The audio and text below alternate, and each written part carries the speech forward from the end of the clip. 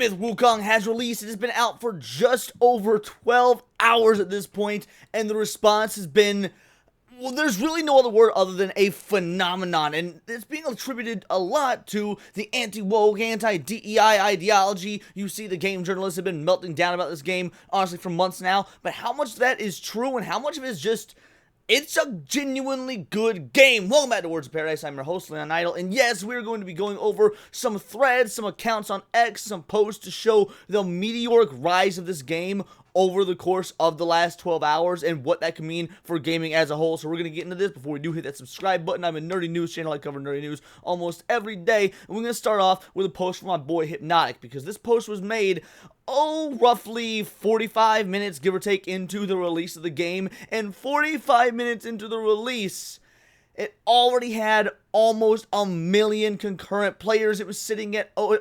750,000. Hypno says, hashtag more of us. You lose, shills. Concord who? Suicide Squad who? Flintlock who? Dustborn who? Capes who? Tales of Gonzalez who? Validate who? Mortal Kombat who? Forspoken who? The list goes on and on. What do all of these games have in common? Well, as you all know, every single one of these was touched by a dreaded DEI consultancy firm, whether it be Sweet Baby Inc. or GamerX or Black Girl Gamers or this, that, and the other. The point is, every single one of these games that has been an unmitigated flop, some of which have been studio ruiners going the way of Volition.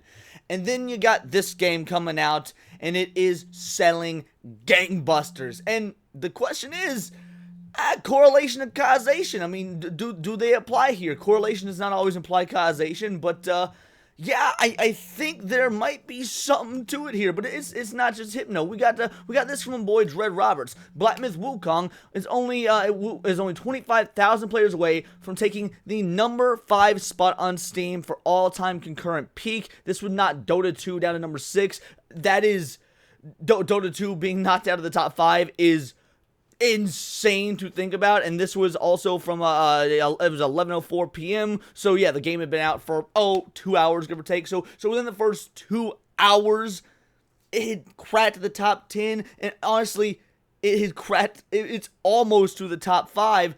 That's wild. That's bananas. So yeah, now you start to wonder. Okay, why aren't other games making this sort of impact? It's not like we've had, there's been so many well-marketed, highly purchased games as of late. They're not all failing. They don't all have these, DEI consultant companies, or if they do, that doesn't mean sales are being impacted. Why didn't we see a response like this with Stellar Blade? Stellar Blade sold well, don't get me wrong. Stellar Blade sold well. Now, to be fair, the reason we didn't see a response like this from Stellar Blade is Stellar Blade was a PS5 exclusive. You couldn't get it on Steam, couldn't get it on Xbox, the whole nine, so it's much more difficult to track. That's one reason this game is going to sell even better, because yeah, this is a multi-plat release. I mean, we are only looking at Steam numbers. This doesn't even account for the individuals buying it on the PlayStation. Now would be a good time for me to state, I have not played the game yet. I got the benchmark tool, I ran the benchmark tool, and found out that I can only comfortably run this game at medium settings. I'm gonna be real, this ain't a game your boy wants to run at medium settings. This is a game that I want to run at them ultra settings, baby. So yeah, if Black Myth Wukong has inspired me to upgrade my GPU. That is the next thing, or one of the next things I'm going to be doing, is I'm going to be upgrading my GPU specifically so I can play this game. Because again, ain't no way I'm playing this at medium settings, 30 FPS. No, your boy want to go all in, because I have been excited about this game, and I've been excited about this game for a lot longer than just the last few months because the journalists were melting down. No, I've been excited about this game for about a year and a half. About a year and a half because about a year and a half ago is when my boy Dragon Slayer Commentaries told me about this game and showed me some of the early footage. Apparently there's been folks excited about this for around 3 years now, which is wild. But yeah, I've been looking forward to it ever since Dragon Slayer brought up the trailer, showed it on an episode of SNH, and this is well before there was any controversy. This is just one of those games that, oh hey, look, this looks interesting. It's a Souls-like. Let's compare this to Liza P. I don't know if Liza P had any DEI consultancy firms or whatnot. I don't think so. That would have kind of been all over the news in our sphere, but Liza P was an amazing game. Liza P also sorta took the world by storm, which means people are craving good games. It's not just a matter of these DEI consultancy firms. Now, don't get me wrong, that plays a part. We will get into that in a bit, but that's not the only factor. So, while this is a massive win for the sort of like anti-woke movement or whatever you want to call it, people who want video games to just be normal again, it goes beyond that. This is a win for gamers everywhere, regardless of your political ideology, regardless of your beliefs and who you're going to vote for, regardless of what you think about these consultation companies, because this shows these developers put in the time, the money, the effort, the care, the love for the game, the love for the craft, and they just want to give us something good. No different than what we experienced last year with Lies of P. And remember, Lies of P, everyone was talking about that. It shows that there's a hunger for single-player games that aren't looter shooters, that aren't, always online, that don't try and make you pay for all these cosmetics, things that are basically the exact opposite of Suicide Squad. Because let's say Suicide Squad Kills the Justice League didn't have any DEI stuff in it, and that it wasn't, this woke mess of a game. Yeah, that game still would have failed because people are getting so tired of this always online, oh, let's play with a team sort of model, these games as a service. Games as a service was arguably the worst thing that could have ever happened to video games, and now we have this game coming out and not only rejecting that methodology when it comes to making a game, when it seems like that is all games are nowadays. Even Star Wars Outlaws, which again, it's Ubisoft, it's gonna be crap, but even Star Wars Outlaws as a single player game is going to be treated as a game as a service. It's a single player open world game has a battle pass. Are you out your goddamn mind? And then you got Black Myth Wukong coming out here, and while it looks visually amazing, it honestly goes back to like the PlayStation 2 methodology of making a game. Hold on. It gets better. Black Myth Wukong already a huge success. So by this point, this is around, so this is at 4:22 in the morning. So the game been out for 6 hours, give or take, 6.5. We got Cabrutus. It has gotten to 1.4, almost 1.5 milli concurrent players. Black Myth Wukong already a huge success. Developers, take note on this. Making a good game and not bending the knee to DEI consultancy is the best thing to do. Stay faithful to your vision. Do not be afraid of the media. Trust the gaming community. Today we celebrate another victory in this war because today's gamers decided to vote with their wallets. The key is in our hands. Never forget about that. Now, I do think that their sort of anti-woke, anti-DEI stance, them telling Sweet Baby Inc. or whatever consultation company it was that sought out to ruin them effectively, and straight up shutting them down, did have a large impact on this game. This game was going to do well no matter what. This game was going to be a very well selling. Now, would it have been, atmospheric up to the stratosphere? No, I don't think so. I'll be real. I do think a large push of this game is because we saw all the rumors leading up to it, all the attempts to shut this down. Then we recently saw that, oh, hey, look, Screen Rant's got a review out. It says the game isn't diverse enough? What?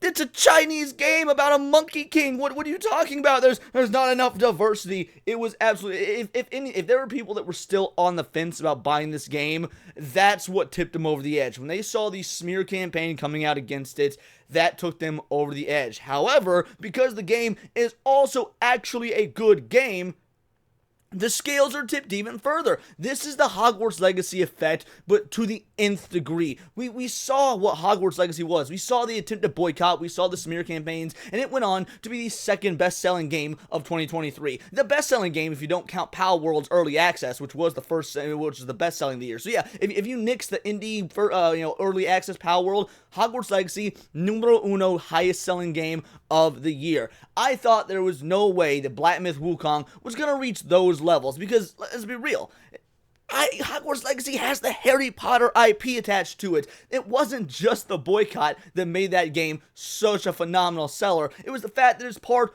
of one of the largest, most famous IPs in the world that is multi-generational. Now, what is the Monkey King? Most people know about the Monkey King. They know about Journey to the West. Dragon Ball is one of the biggest things of all time, and Dragon Ball is, of course, based on Journey to the West. Everyone knows Journey to the West is China's The Odyssey, like the most famous piece of mythology to ever come from China, I would wager. But that doesn't immediately mean it's going to sell. I mean, you still can't put Journey to the West up there with, like, Harry Potter in terms of worldwide global significance to the individuals that are the average gamer's age, from the generations of gamers' ages, really. So, yeah, to see this happening goes to show that there are so many people paying attention to this culture war stuff. There's so many people paying attention to the degradation of video games. The fact that video games as a art form have been taking a massive hit. Then we got Dread Roberts coming in with another one. And lo and behold, it ended up passing Dota 2, Lost Ark, and Power World, Black Myth Wukong is now sitting at the number 2 spot for all-time peak players. This game has surpassed Cyberpunk 2077, Dota 2, Lost Ark, Counter-Strike,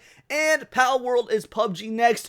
Are we gonna see Black Myth Wukong hit numero uno on the Steam charts? That would be absolutely insane. We are sitting at over 2 million concurrent players. There are 2 million homies, gamers, just sitting back, chilling, relaxing all cool. Probably while I'm making this video, they might be popping this on for background noise while they're playing the game by the time it's uploaded, because they want to know anything and everything they can about Black Myth Wukong.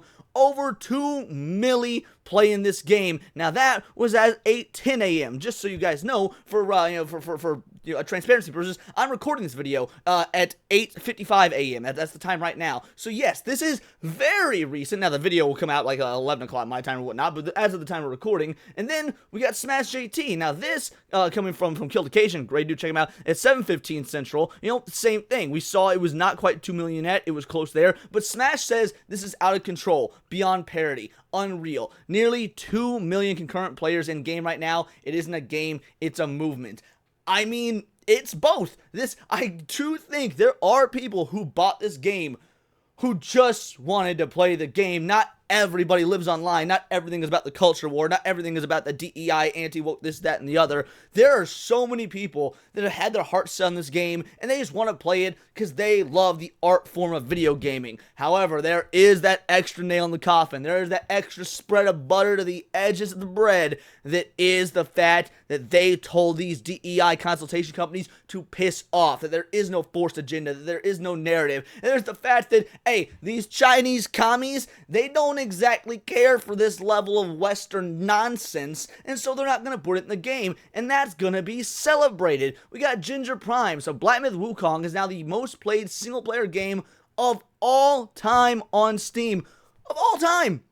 Every single possible single-player game, and Black Myth Wukong comes out numero uno, number 1 under the sun. Who saw that? I didn't. I always said this game would do well, and then it was going to get a bump with the DEI stuff. I didn't see it being number 1. That is mind-blowing to me. So yeah, no, at this point, Smash is right. It is a movement. And then we got 8-Bit Eric over here. College just wants to finish it off with some sweetness.